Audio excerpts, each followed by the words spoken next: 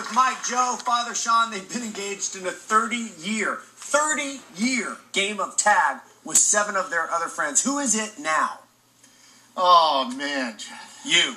It would be me for the 2nd year running. And I hate saying that. Why? Because it's a mantle of shame. I mean, nobody wants to be it. Give me a couple of examples. Father Sean, we'll start with you. One of the craziest things you've done to either be tagged or that you've endured to get tagged. One of the craziest things that I'd been through was actually before I became a priest it was in the early 90s. And Mikey K and I conspired to get Joe. And so I flew down from Seattle to Palo Alto, and I got in Mike's car and jumped in his trunk. And I asked Mike, we figured he would tell Joe that he's got something great, like a new set of golf clubs in his trunk to lure him out. How did you lure him in? Go ahead, Mike. Well, I went up to Joe's door and said, hey, I think I bought something, a new stereo. I don't want to bring it in, but come out to my trunk and check it out. And Joe's wife joined us. My wife was so fired up. She's out there right next to the car. I'm totally skeptical, standing to the side, not believing. No, she didn't know. She was excited about whatever he had got, you know. She was bought in, hook, line, and sinker, and then all of a sudden, you know, Sean, the trunk goes open, his arm flies out, and my wife backs up. She trips over the curb, ends up tearing her ACL in the process, and it's crazy.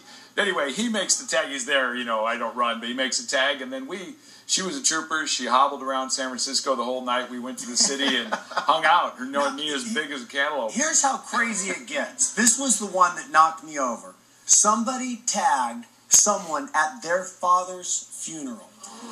That's right. This was 6 weeks ago. Judge Schulteis, who we all knew and love, Patrick's father, passed away unexpectedly.